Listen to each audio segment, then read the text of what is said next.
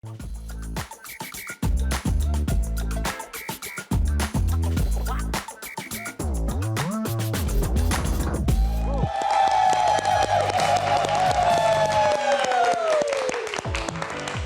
malam Aumania. Selamat datang lagi di Midnight Live. Apa kabar penonton? Udah mau weekend aja. Ada rencana keluar? Gak ada. Kalah lo sama tiang listrik. Tiang listrik aja weekend di luar. Emang kalau hujan-hujan gini di rumah aja. Di luar becek, basah. Dompet doang yang kering. Padahal nggak dijemur. Udah kering aja. Cucian deh lo. Nah, monyong-monyong tentang cucian. Ngomong-ngomong tentang cucian, kita akan bahas soal cuci-cuci. Karena kalau cica-cica di dinding. Diam-diam merayap. Kalau teman kantor diam-diam nyelengkat. Bukannya dikasih penalti malah dapat promosi. Ya udahlah, langsung aja kita mulai. Inilah Midnight Live.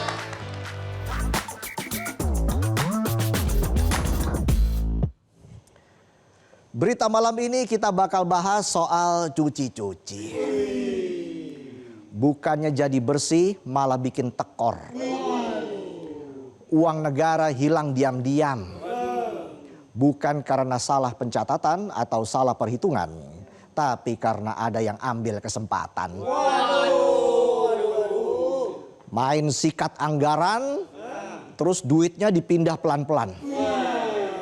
Dan disamarkan. Ujung-ujungnya negara kehilangan uang, rakyat kebagian utang.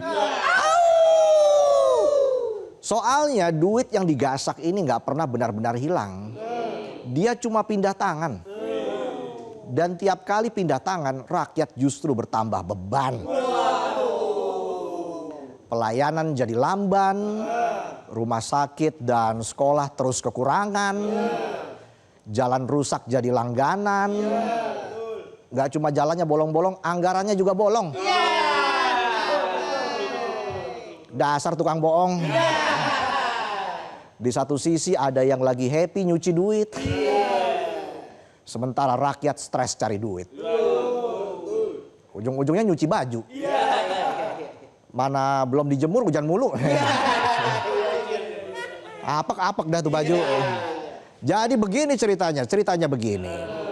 Jaksa Agung ST Burhanuddin buka-bukaan saat rapat bareng Komisi 3 DPR RI 20 Januari lalu. Di rapat itu, Jaksa Agung bilang kalau sepanjang tahun 2025 Kejaksaan menerima 4.748 laporan masyarakat terkait perkara korupsi dan tindak pidana pencucian uang atau TPPU. Bayangin aja, ada 4.000 lebih laporan dalam setahun. Itu kalau dibagi 12 rata-rata sebulan ada 400 laporan. Sehari ada 13 laporan. Itu yang ketahuan. Yang nggak ketahuan, ya nanti tunggu viral dulu.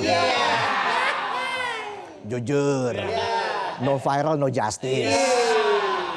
Lah wong yang udah viral aja kadang nggak dapet justice. Ujung-ujungnya buka justip.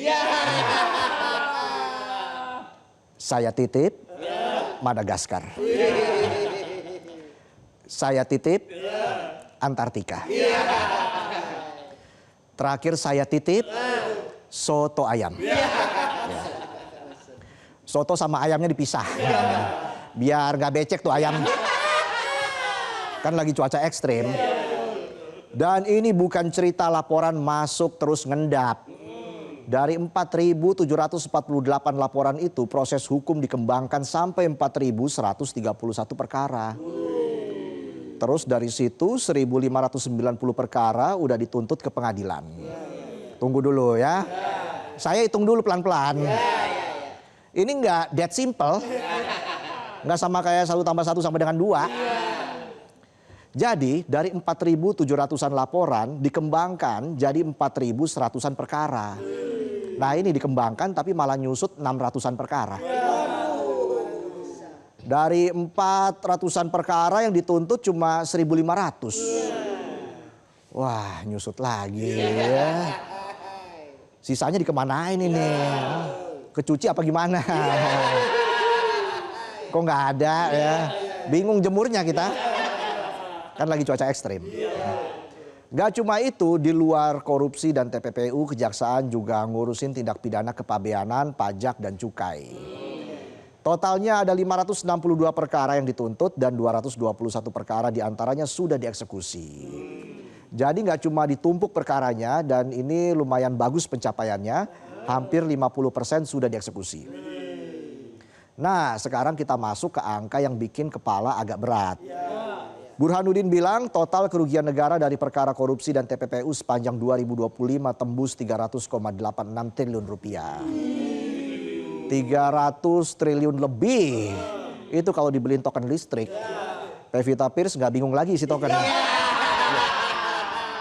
Itu token nggak bakal bunyi-bunyi sampai 7 turunan. 7 turunan, 7 tanjakan nggak bunyi-bunyi. Di silent treatment loh sama token. Di tengah besarnya angka kerugian negara, kejaksaan juga nyatet ada uang negara yang udah diselamatkan. Jajaran tindak pidana khusus berhasil menyelamatkan 24,71 triliun rupiah. Bukan semuanya balik, tapi setidaknya ada yang kepegang. Dari 300-an triliun yang selamat 24 triliun. 10% aja nggak nyampe. Tapi 24T itu angkanya gede banget. Kalau ambil duit segitu di ATM, ngambek tuh ATM. Gua ger-ger terus nih. Kapan ungkenya? Demi ungker. Ungke? Gak cuma rupiah, kejaksaan juga mengamankan aset dalam bentuk valuta asing. 11,29 juta dolar Amerika Serikat, 26,4 juta dolar Singapura, dan 57.200 euro. Macem-macem duitnya. Kalau penonton kan macam-macam gayanya. Apalagi alasannya. Warna-warni. Mejiku hibiniu. Di antara kau dan nah. Cuma kamu tiada yang lain.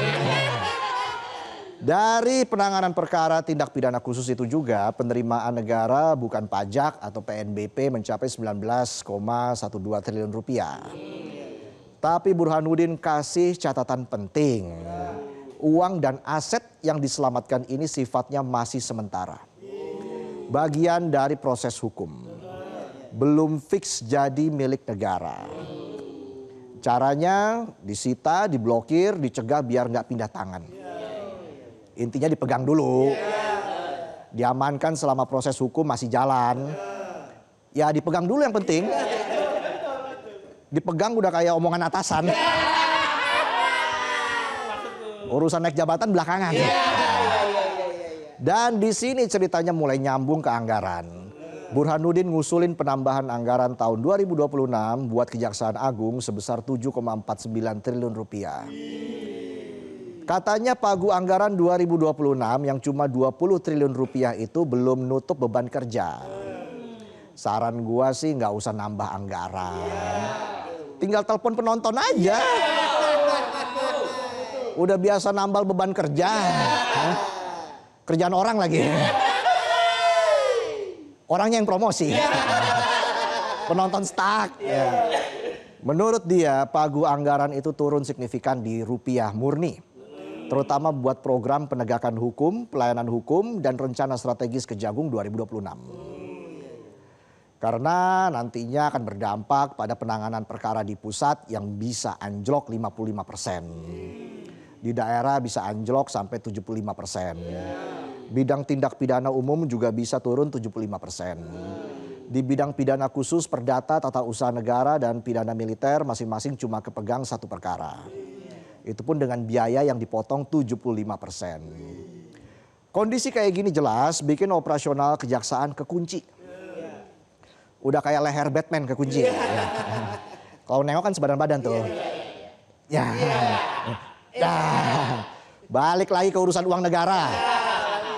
Burhanuddin bilang pemulihan kerugian negara yang benar-benar permanen itu baru kejadiannya kalau sudah ada putusan pengadilan yang ingkrah.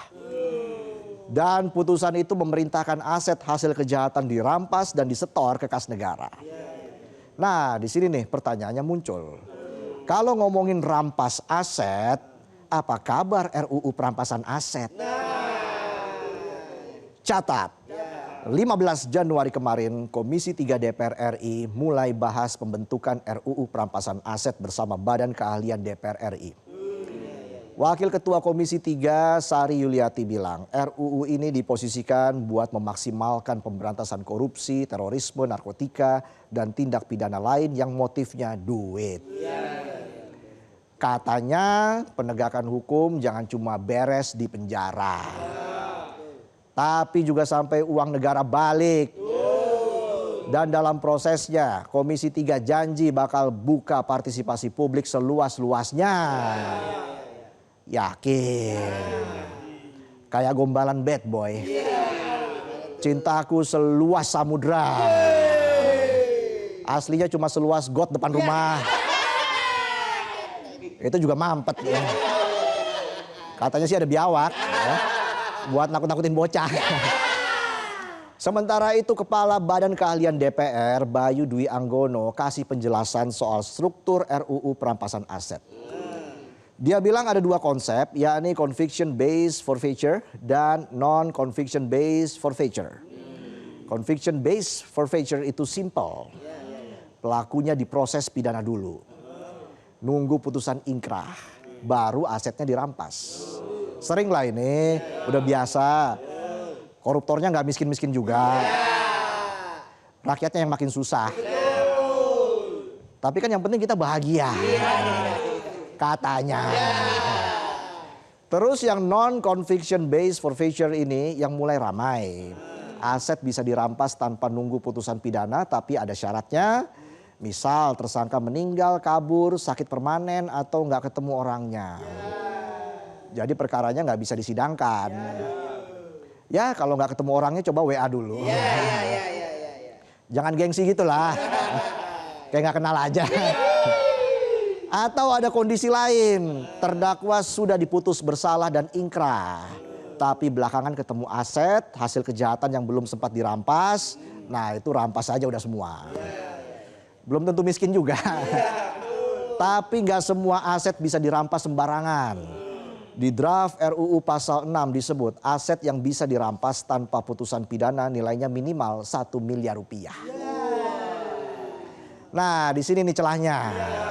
Kalau koruptor atau tukang laundry duit, asetnya dipecah-pecah atau diecer-ecer, ya I'm sorry goodbye. You are too good for me. Rugi lagi. Secara struktur, draft RUU perampasan aset ini isinya 8 bab dan 62 pasal. Ada 16 pokok pengaturan dari ketentuan umum, asas sampai teknis perampasan aset. Balik ke soal pemulihan kerugian negara di tengah korupsi dan TPPU yang terus ngegrogotin uang negara. RUU ini diharapkan jadi senjata ampuh buat kejar aset. Tapi di sisi lain ada kekhawatiran soal penyalahgunaan RUU ini. Karena dalam kondisi politik Indonesia, independensi penegak hukum sering diuji oleh kekuasaan dan afiliasi politik. Jadi masalahnya bukan cuma bisa atau nggak bisa rampas aset. Tapi siapa yang pegang kuasa dan gimana kontrolnya. Kalau kekuasaannya digas tapi kontrol atau remnya tipis, yang kena nggak cuma koruptor, tapi siapa aja yang lagi nggak sejalan. Cobalah di WA, ajak jalan bareng, kayak nggak kenal aja. Dulu kan bestie. Sekarang sih oposisi. Ujungnya RUU perampasan aset ini harus dikawal ketat. Biar jadi alat keadilan bukan alat kekuasaan. Keseimbangan antara kewenangan negara dan hak warga lewat due process of law itu nggak bisa ditawar. Intinya negara boleh tegas tapi nggak boleh bablas karena di hukum itu ada aturan main. Orang nggak boleh langsung dicap salah sebelum dibuktikan salah. Praduga tak bersalah itu pegangan dasar. Kalau RUU ini mau jadi harapan, harus lahir dari proses yang bersih, adil, dan gak tebang pilih. Karena jika tidak, maka yang dirampas bukan cuma aset milik koruptor, tapi kepercayaan rakyat juga ikut kendor. Itulah tadi sajian pembuka kami di Midnight Live. Dan kami masih akan kembali dengan sejumlah informasi lain. Dan juga kita akan bahas film bersama bintang tamu pastinya di Midnight Live. Jadi tetaplah di Midnight Live.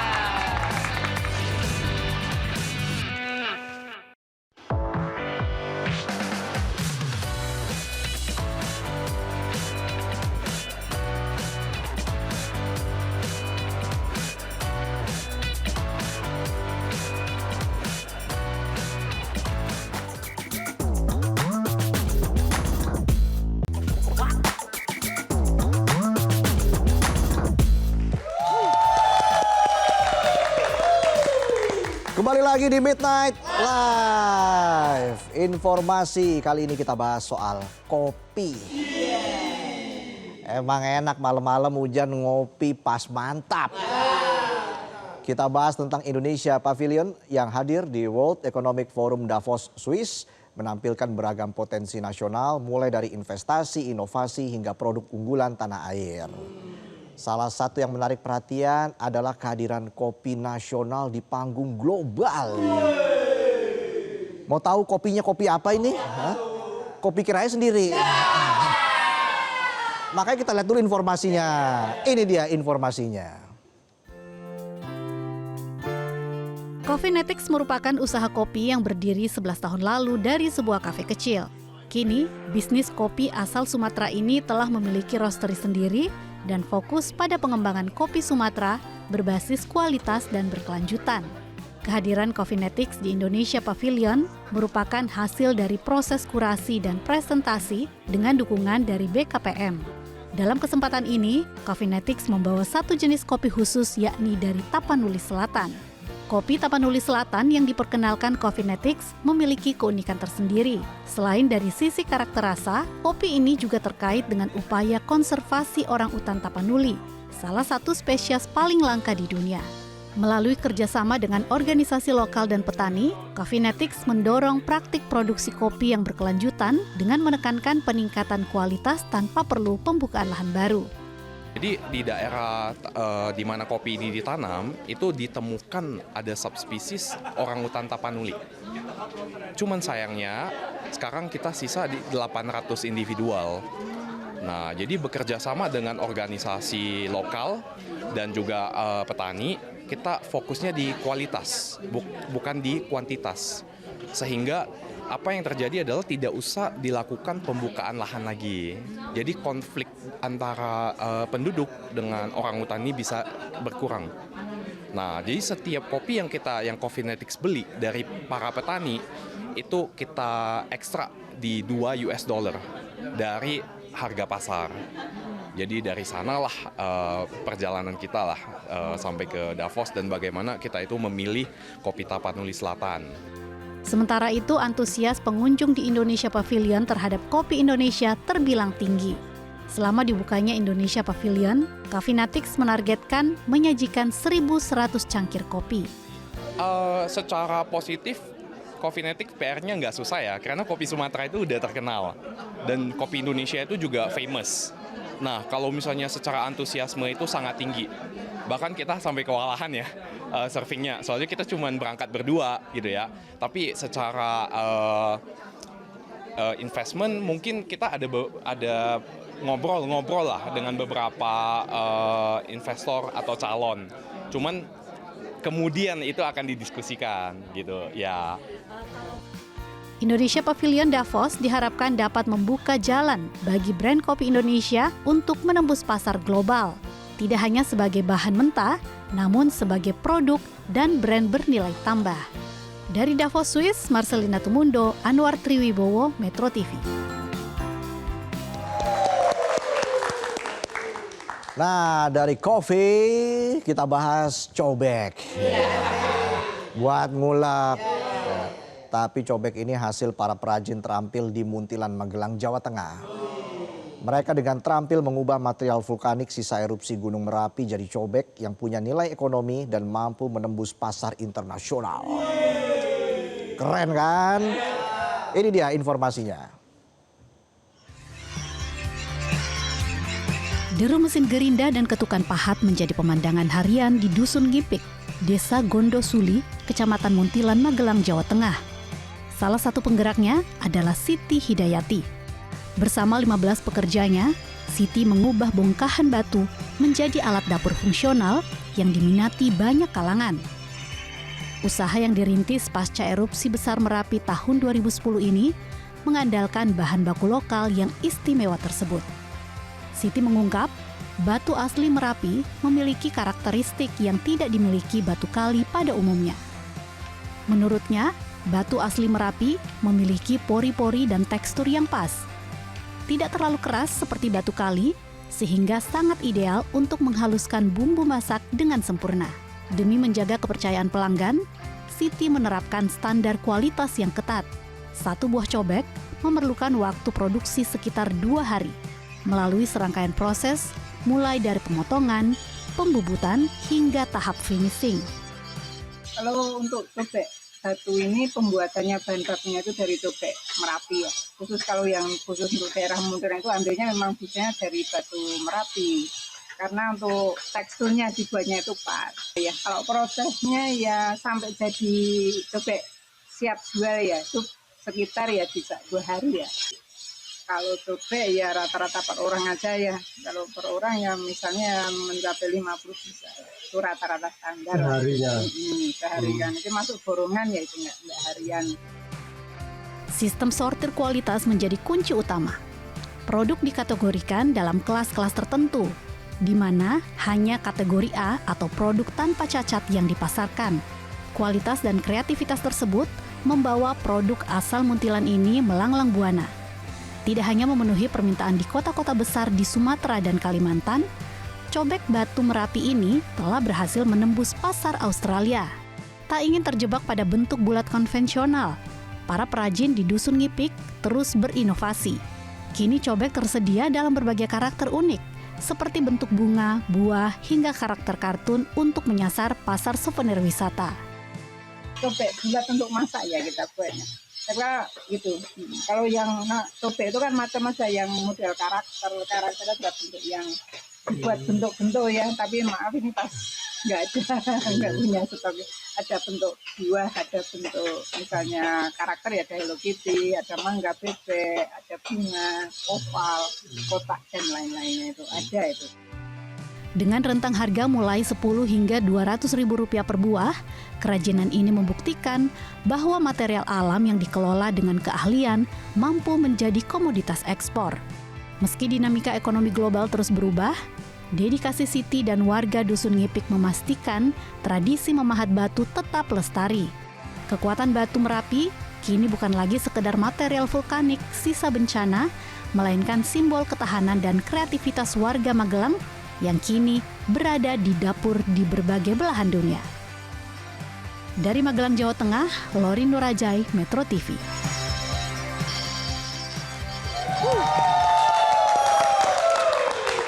Oke, kita jeda dulu. Usai jeda kita akan bahas film Macam Betul Aja. Bersama para bintang filmnya. 4 pemain film kita hadirkan di Midnight Live. Jadi jangan kemana-mana, tetaplah di Midnight Live.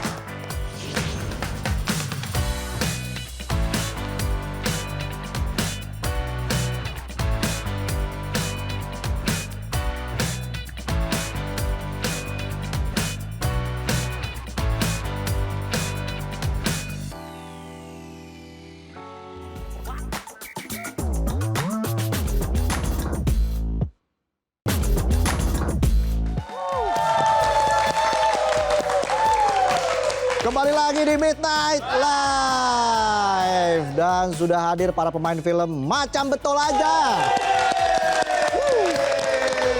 Sudah ada Gemi, Karin, Cias, Adi. Ya. Ayamnya mana kok nggak dibawa? Hah? Ayamnya di kampus. Boleh ngomong kayak gitu? Nggak boleh lah. Ini kita live ditonton oleh rakyat Indonesia loh. Iya, maksudnya lagi belajar. Oh, lagi. Ya sama aja. Sama aja ya. Oke, gimana rasanya main film Macam Betul Aja, Adi? Ini film pertamaku. Oh ya? Ini film pertamaku dan ini menjadi perjalanan yang pertama kali ngawali karir sebagai aktor di Jakarta. Sebelumnya akhirnya main film di banyak film. Jadi ini betul-betul jadi apa ya? Acuan film pertama, kemudian proyek yang pertama didilkan. Ya. Ini film Macam Betul Aja ini. Dan kemudian di sini aku jadi antagonis. Antagonis ya. Gitu, jadi antagonis. Iya. Ya biasanya kan jadi orang-orangan salon gitu ya. Kalau enggak orang-orangan sawah gitu ya. Oke. Nah ini aku jadi antagonis, jadi orang Medan yang kaya raya dan anarki gitu. Rame bener ya. Rame ya. Padahal cuma 4 orang. Mas, itunya jangan dibocorin, Ini Mas. kebetulan saya di kaki saya ini ada tombolnya. Iya. Jadi kalau saya injek mereka ketawa. Oh gitu ya. Coba aja nih, tuh gue injek tuh. Oh. Gitu. Nah, kalau Ciaks ini katanya berperan sebagai body lotion ya. Bukan. Licin. Jadi krim saya itu namanya. Jadi bodyguard. Jadi bodyguard. Jadi bodyguard. Relate nggak sama kehidupan sehari-hari? Oh ya tentu tidak. Jangan ketawa dulu. belum lucu. Ini baru punchline-nya nih. Bentar, ditungguin. Ya keseharian kan saya itu orangnya lembut, penyayang. Ini saya lempar sepatu juga. Tapi salut loh, dari konten kreator jadi aktor. Nah itu baru tepuk tangan, mantap. Nah, Karin gimana rasanya bisa berkumpul dengan makhluk-makhluk ini? Gitu dong. Iya. Gitu dong. Mas Reza kan juga udah berkumpul sama kita kan. Makanya di acara tengah malam kan. Sama saya makhluk halus ya. Gimana Karin rasanya main film? Jujur aku senang banget sih. Aku kayak nggak pernah diajakin main film sebelumnya. Iya. Tapi ini diajakin cuman kayak 12 detik gitu masuk. Tapi senang banget kayak yay. Iya sedih 12 banget. detik, itu ngapain 12 detik? Ya nggak ada, lewat aja. Dari sini suruh promo, parah banget Tapi dah. gara-gara ada Karin jadi ceritanya ini ada panjang. Iya kan? Iya. Ya emang nyelip lah. Enggak lah film bareng. Tapi nggak boleh dibocorin dulu kan, nanti spoiler. Tapi Karin ini dulu komika cilik loh. Sekarang aktif sebagai konten kreator, Iya, bener. streamer ya. Jadi gini sekarang agak rusak. Enggak lah, masa rusak. Enggak, ya inilah tetap pada on track ya. Gemi, gimana Gemi? Kamu kan asli Jakarta ya? Iya betul. Nah, kok bisa berkumpul dengan teman-teman dari Medan ini gimana rasanya? Itu dia, nggak tahu ya tiba-tiba kok jadi anak Medan aku. Enggak nih apa? Cocok. Aku nggak ada, maksudnya nggak punya basic Medan aku sebenarnya Kak. Oke. Kalau ngomongin daerah Sumateranya ada, cuman Ya. aku lebih ke Padang gitu. Jadi Oke. ini bener-bener experience aku banget untuk pertama kali minum nggak tuh obat. Pertama kali main film komedi. Oke. Sudah gitu Medan lagi harus berdialog ya dengan logat Medan, ini challenging sih buat aku. Oke, syutingnya berapa hari sih? Kita total tuh kalau nggak salah 22 hari, hampir sebulan lah ya. Oke, Full di oke. Medan gitu kita. Iya. Dari teman-teman berempat ini siapa yang paling susah nahan ketawa pas syuting? Wah, Jujur. produsernya sih. Produsernya ya. Produsernya. Susah nahan ketawa ya. Nggak, maksudnya kalau di set ada yang ngelawak, satu ditimpalin lagi, ini komika semua, rata-rata kan orang Kan komedi ini semua. ada Lolok, ada Oki Rengga. Oke. Udah komedian semua. udah. Komedian semua, bener. Gitu. Lucu ya pasti ya. Iya. Gimana Adi sendiri dalam memerankan sosoknya tadi, itu peran tadi itu gimana? Apa tantangan yang dialami oleh Adi? Tantangannya adalah apa ya? Kan kalau aku di konten itu kan orangnya agak soft boy lah ya bahasanya. Soft boy, alias? Jangan nggak boleh dibilang begitu. Oh ya. Soft Nah, terus aku tuh harus meyakinkan pendapat Nggak apa-apa. Iya. meyakinkan Kasdir untuk peran ini kan. Gitu. Iya. Sebelum akhirnya penonton paham bahwa aku bisa mainkan peran Odin yang galak, yang sangar, yang... Oh, di casting dulu? Ya tetap dong, kita kan harus ada screen test dulu kan. Nah waktu screen test itu aku tunjukin dan itu aku nurunin berat 10 kilo. Jadi nggak sebesar Bagong ini. Jadi aku biar ada tirus-tirusnya gitu, baru kumisan gitu. Oke, kayaknya 10 kilonya dari alisnya tuh ya di. Sampai kayak gitu. Apalagi terus di sini juga sama Ciak dan aku tuh ada adegan sedikit kasar sama Ciak dan itu Emang kok kasar? nah itu kita latihannya berkali-kali dan enaknya Ciak dia udah nggak apa-apa dilakukan gitu tapi ya merah juga ujung-ujungnya gitu. Direm-direm juga ujung-ujungnya. Katanya sempet berantem Ciak sama Adi. Tiap hari kita berantem. Ini abis live ini kita berantem. Berantem lagi. Kita duelin habis ini. Berantem lagi ya. Gitu. Ciak ada tantangan tersendiri nggak memerankan bodyguard tadi? Wah, kalau tantangan pasti setiap pekerjaan ada tantangannya. Oh, iya. Apalagi saya pendatang baru. Oke. Jadi harus banyak latihan, apalagi sama kakak-kakak sama abang-abang ini. Iya. Ini lama-lama bener saya lempar. Namanya juga back sound. Jadi itu tantangannya itu. Oke. Apalagi kan ada juga misal judi. Iya. Oke. Jadi masih ada rasa nervous lah. Iya. Tapi Karin sekarang udah ini ya, udah luwes lah ya. Kalau nanti diundang untuk main film lagi, wah pasti kan langsung diambil nih. Iya, sebenarnya kemarin tuh kan emang cuma dapat scenes-nya tuh kayak ya di filmnya 12 detik. Jadi Karin pakai kesempatan itu buat ngolah produsernya. Oh. Ajak gua lagi. Ajak gua lagi. pitching ya. Yuk bisa yuk.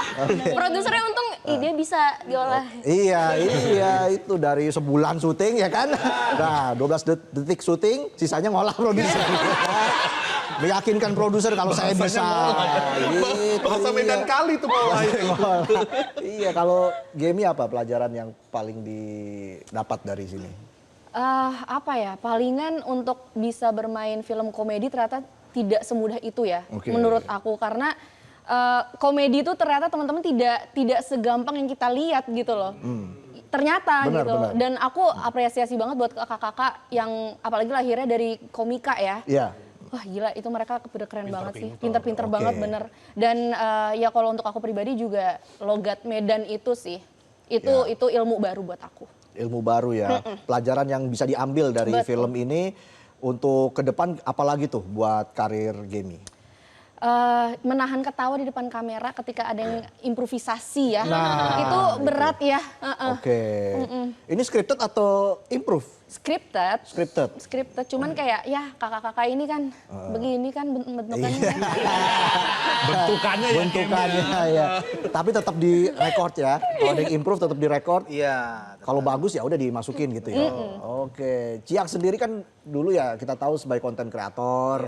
Nah sekarang dengan main film ini apa sih yang kamu dapatkan begitu ya buat diri kamu sendiri dan juga buat karir kamu ke masa depan? Selain BMW yang kemarin. Yang pasti saya nggak munafik. Bisa nyekolahin anak. Oh, Masya Allah. Iya. Walaupun masih ada utang. Sama kayak yang di sini pada semua. Tiap hari selfie sama KTP. Iya, ya pinjol lagi. Waduh, harapannya mungkin dari Adi buat film Macam Betul Aja. Buat film ini mudah-mudahan diterima oleh seluruh masyarakat Indonesia, terutama yang di Medan, Ya. Medan, Pekanbaru, Riau itu base orang Medan kan banyak di sana, bahkan Jakarta, bahkan semuanya dong gitu. Dan karena ini aku bisa bilang 90% kita cast-nya orang Medan semua, produsernya orang Medan dan kita akan dengerin bahasa Medan yang Medan kali itu adanya di sini gitu, bukan Jakarta yang di Medan-medankan atau Sunda yang di Medan-medankan, enggak. Kita betul-betul Medan, pure Medan. Bahkan game aja workshopnya 3 bulan ya game-nya untuk mendalami peran ini gitu. Gitu. Jadi kayak gitu. Nah itu tuh salah satu keunikan dari film ini dan kita mengeksplor tempat-tempat Medan kayak Istana Maimun, kayak titik gantung di Sunggal. Budaya lokal kayak gitu-gitu. Mie balap, mie Bangladesh segala macam itu kita eksplor dan ya wajib nonton karena ini kayak membuat kita pulang kampung lah. Karena orang Medan itu kan kebanyakan merantau ya di mana-mana. Jadi dengan nonton ini dia ngerasa wah pulang kampung nih gitu. Iya, kalau Medan Kali itu seperti apa Medan Kali? Nah ini. Ya kayak gini lah cemana ya kan deh ya gitu. Tapi namanya kan Jawa banget nih, Adi Sudirja gitu kan. Adi Sudirja itu tahu nggak namanya dari mana? Dari mana? Itu dari Gubernur DKI 2092. Suryadi Sudirja. Bapak ngasih nama itu dulu. Visioner. Tepuk tangan dong. Jangan aja. Iya benar. Keren. Itu sebenarnya. Kalau Ciaks dari mana namanya Ciaks? Aduh Mas, ini kalau diceritain panjang durasi ini. Gak apa-apa, ada. Enggak, itu ini aja ejekan dari kecil aja dulu itu. Oke, sampai sekarang dipanggilnya Ciaks. Iya. Oke, Ciaks ya. Cuak. Oh itu Cuaks ya. Cuak. Karin apa harapannya? nama. Enggak. Saya lucu ya. Saya lucu ya. Arti nama. Tapi lucu juga ya Karin ya. Mantan komika soalnya kan. Apa harapannya untuk film Macam Betul Aja? Aku bener-bener pengen film ini naik banget sih. Amin. Iya kayak bener-bener. Bilang amin dong. Ini kita ketawa aja. Ngejekin Nisa nih. Iya, amin. Mereka ngomong amin nggak agak termasuk job desk. Mereka cuma wiu. Iya, parah dah. Ya sesuai job desk. Gitu yang penting melejit ya filmnya ya. Sama itu lagi sih kayak biasanya kalau misalkan film-film Medan aku perhatiin mereka tuh cuman kayak misal nih ngomongin pakai logat Medan, mereka tuh apalah kau, padahal sebenarnya nggak kayak gitu loh, nggak ada kayak gitu. Nggak kayak gitu. Kalau kami Medan tuh apanya kau kayak gitu. Nah gitu. Oh Nah, gitu. Tapi banyak, itu tadi yang aku bilang, maksudnya film-film sebelumnya itu kita tanpa harus ini ya, maksudnya ngomongin yang lain, tapi banyak yang orang tidak Medan tapi dimedan-medankan. Sama kayak bukan orang Jawa tapi meranin Jawa kan, itu susah ya pendalamannya kayak itu. Jadi kita orang Medan, nggak gitu men, orang Medan tuh nggak gitu. Macam betul aja. Macam betul aja Betul ya. aja kalian. Macam betul aja ya. MBA. Ya. Kalau MBG program pemerintah. Mas, kita jangan dilibatin, Mas. Kita geser dulu boleh nggak sih? Lucu nggak lucu yang penting aman. Aman. Oh gitu ya? Iya. Kita standar aja. Gemi, kenapa penonton harus menonton Macam Betul Aja?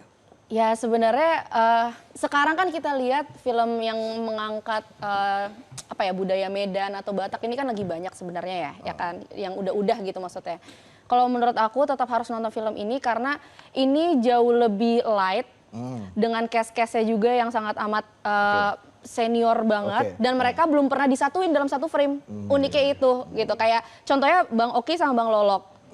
Mereka gak usah ditanyakan lagi lah filmnya, ya kan? Tapi mereka belum pernah satu frame bareng. Nah, ini bisa ditemuin di sini di film ini gitu. Ini film pertamanya mereka dalam satu frame. Satu frame. Betul. Wow, pertamanya dia oke. Wow. Artinya banyak menghadirkan kejutan-kejutan. Betul. Ya mungkin kita banyak melihat teman-teman ini dari konten-konten begitu ya di media sosial. Ya. Tapi di film ini akan lebih ditonjolkan bagaimana kemesraan dan juga harmonisasi antara keduanya. Ya menarik itu ya. Gimana kata-kata saya biasa aja kan ya. Masih sekitar sebulan lagi ya. Enggak dong. 12 Februari. 12 Februari. Ya. Oh enggak ya? Enggak. Ya 3 minggu ya. Jangan lama-lama. Iya, 3 mingguan lagi lah ya. Gimana perasaannya sekarang? Deg-degan, nervous atau biasa aja dari Adi deh? Kalau aku betul-betul, karena kita belum nonton ya. Kita pemain aja kita belum nonton. Kita masih. Oh ya? Iya, belum nonton kita. Belum nonton hasilnya gimana. Nanti kita nontonnya di Gala Premier tanggal 28 Januari ini. Dan penasaran memang seperti apa nanti jadinya seperti itu. Dan harapannya ya pasti bagus karena memang kita kerjakan dengan hati, teman-teman semuanya udah berjuang sedemikian rupa dan bisa diterima di masyarakat kayak gitu. Amin. Nah, kalau dari Ciak sendiri gimana nih perasaannya menjelang premier? Wah, campur aduk lah, deg-degan, seneng. Cuman ya yang pasti semua kita pasrahkan aja sama Allah. Keren ya? Iya, sumpah. Oh, lurus ya. Iya, kita pasrahkan aja. Pokoknya kan semua kehendak Allah semua mah. Iya. Bahasanya kayak caleg magang. Iya, nggak apa-apa. Memang harus begitu. Ya. Kayak kayak acara-acara habis subuh. Kalau Karin sendiri gimana nih perasaannya, deg-degan nggak untuk Kalau aku menonton itu? deg-degan sih deg-degan ya, tapi aku pede sih Kak. Soalnya kayak menurut aku ini cast-cast di belakang aku benar-benar udah keren banget. Mereka tuh keren, tepuk tangan lah. Udah, jangan. Mohon maaf, adik-adik Medan memang kayak Iya, gini. iya. Bawaan darah tinggi terus kau tuh. Nanti stroke ringan kau deh. Aku udah yakin sama orang-orang itu kan logat Medan jadinya. Gak apa-apa. Bisa kakak ini. Aku udah pede bang kalau kayak gini. Oke. Soalnya cast-castnya ada Oki Rengga. Nyaman ya. Kira ini dekat kopi. Nyaman dia. Sekalian dinaikin aja ke sofa. Gitu ya, pede ya. Iya, ada Kak Misal Judin, Iya. Oki Rengga, Bang Lolok, Mutias semuanya. Mucus. Iya. Iya, Om Matias Matias. Mucus. Oh, line up-nya luar biasa. Oh iya, senior-senior kita Matias Mucus, baru Nela Regar yang dulu lagunya. Tahu lagunya zaman dulu? Nela Regar. Kalau hitam bilang hitam, kalau putih. Itu oke. main. Itu Wow. main yang dulu sama Rano Karno. Itu Iya, main, iya, jadi iya. ibunya Sofia. Oke. Kayak gitu. Hah? Enggak, aku nggak tahu. Itu Nela Regar yang itu lagunya. Oh gitu. Jadi gimana rasanya bermain dengan aktor dan juga aktris senior? Deg-degan banget sih Kak, banget. Dan ini sedikit bocoran dikit aja ya. Ini juga udah ke-spill, karakter aku itu dekatnya sama Bang Oki. Bang Oki Rengga. Jadi aku benar-benar kayak, aduh deg-degan banget nih sama Bang Oki karena dia lucu orangnya. Oke kita pakai skrip, tapi dia improve juga. Jadi kadang kayak, aduh ya ampun, jadi aku menunggu film ini aku deg-degan banget sih, ini gimana hasilnya, beneran deh. Iya. Beneran. Pas syuting aja udah deg-degan ya. Iya itu dia. Oki mau ngomong apa nih? tapi Bang Oki ini sih dia baik banget. Aku kayak aku bilang kan, Bang mohon ya bimbingannya, aku gituin kan. Terus katanya, ih udah kali kau deh, dia bilang gitu kan. Gak usah lah kayak gitu, santai aja deh, dia bilang gitu. Pokoknya apa aja kalau kamu mau ini janjian aja sama abang, dia bilang gitu.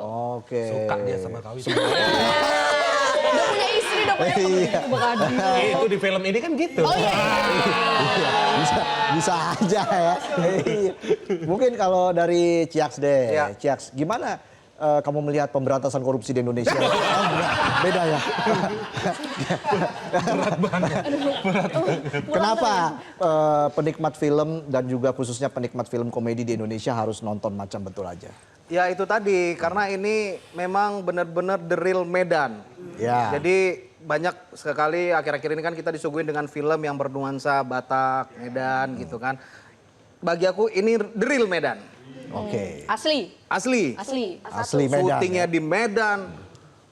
Cast-castnya orang Medan. Penulisnya Orang Medan. Oke. Sutradaranya orang Medan. Semua Medan. Iya. Kameramen orang Medan. Medan. Oh, iya? Lighting, sound, Semuanya. semua orang Medan. Sampai orang-orang yang sekitar yang jualan itu orang Medan semuanya. Iyalah. Ya memang. Kan di Medan. Itu memang. Iya. Cateringnya Medan juga. Iya, ya kan di Medan. Kalau dari Jakarta basi, Pak. Iya. Jadi jangan lupa nonton Macam Betul Aja 12 Februari 2026. Terima kasih Gemi, Karin, Ciaks, dan juga Adi. Sukses untuk filmnya dan sukses untuk karir teman-teman semua. Kita nantikan lagi proyek-proyek selanjutnya. Kita kasih tepuk tangan untuk teman-teman Macam Betul Aja. Kita harus jeda dulu, kami akan kembali saat lagi. Tetaplah di Midnight Live.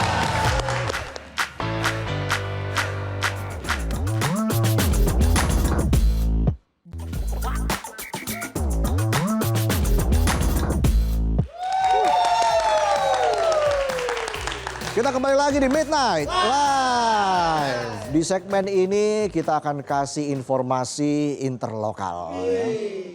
Internasional. Memangnya wartel, SLJJ kali ya. Berita internasional. Pertama, ada atraksi budaya yang memadukan unsur api dan air memukau ribuan pengunjung di kota tua Taiping, Chongzhou, Guangxi, Tiongkok. Pertunjukan ini gak cuma jadi hiburan, tapi juga bagian dari upaya pelestarian warisan budaya tak benda Tiongkok. Berikut informasinya. Ribuan warga dan wisatawan memadati kawasan kota tua Taiping untuk menyaksikan water lion dance dan water fire pot show. Pertunjukan budaya unik ini digelar di atas danau. Pertunjukan diawali dengan dentuman gendang, menandai dimulainya aksi barongsai di atas air menggunakan semburan jet bertekanan tinggi. Atraksi berlanjut dengan pertunjukan kembang api yang dipukul dari besi cair bersuhu lebih dari 1.600 derajat Celcius hingga memercikan api ke langit malam. 从吉林过来，就看完表演，感觉就是特别好看嘛，心涌澎湃吧，就是打铁花嘛，就是感觉就是特别就是一个技术活，感觉就是有点牛， Pertunjukan ini merupakan bagian dari upaya pemerintah setempat mengintegrasi warisan budaya tak benda ke dalam pengembangan ekonomi. Kegiatan ini dinilai mampu menarik lebih banyak wisatawan sekaligus mendorong perputaran ekonomi mulai dari sektor pariwisata, kuliner, hingga usaha lokal di kawasan Kota Tua Taiping, Tiongkok. 我是从北京开车过来的，然后和家人一起，是专门过来，来广西这边旅游。然后看了这个铁花，觉得视觉上很壮丽吧，这也是第一次看我觉得比烟花要给人震撼很多，因为它毕竟是真铁嘛，真铁加真人，对吧？所以感觉会很不一样，然后觉得这个古代的传承下来的这个文化一定要永久保持下去。 Popularitas pertunjukan ini terus meningkat. Video pertunjukan ini telah ditonton lebih dari 50 juta kali di berbagai platform media sosial.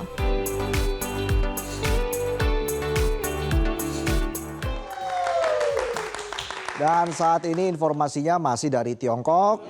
Kalau informasi tadi ada unsur api dan air, selanjutnya dari unsur es. Ya. Lama-lama jadi avatar saya. Jadi ada panen es besar-besaran yang dimulai di kota Harbin, Tiongkok Timur Laut. Blok-blok es raksasa dipotong dari sungai Songhua sebagai persiapan festival es dan salju tahun depan. Itu bisa buat es teh manis juga bisa ya. Kemarin saya lihat di warung kasihan banget esnya dipukulin. Iya. Dan informasi ini sekaligus menutup perjumpaan kita di Midnight Live. Terima kasih penonton sudah meramaikan malam ini. Terima kasih Aumania dan juga terima kasih untuk seluruh kru yang bertugas. Kita jumpa lagi hari Senin di Midnight Live.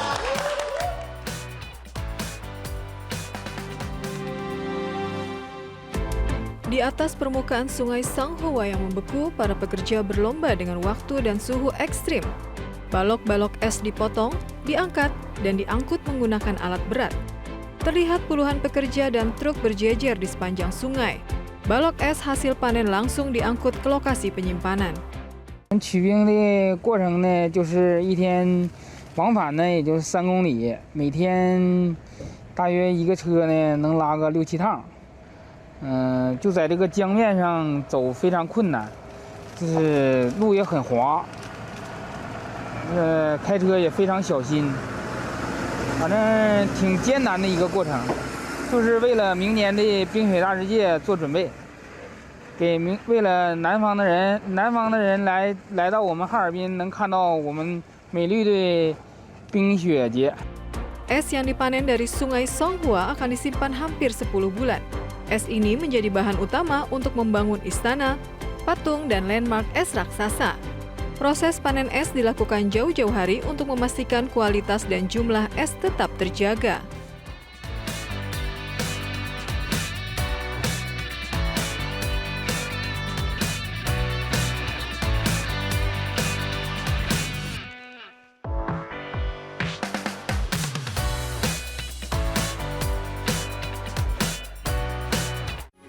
Metro TV. Jelajahi cara baru mendapatkan informasi. Download Metro TV Extend sekarang.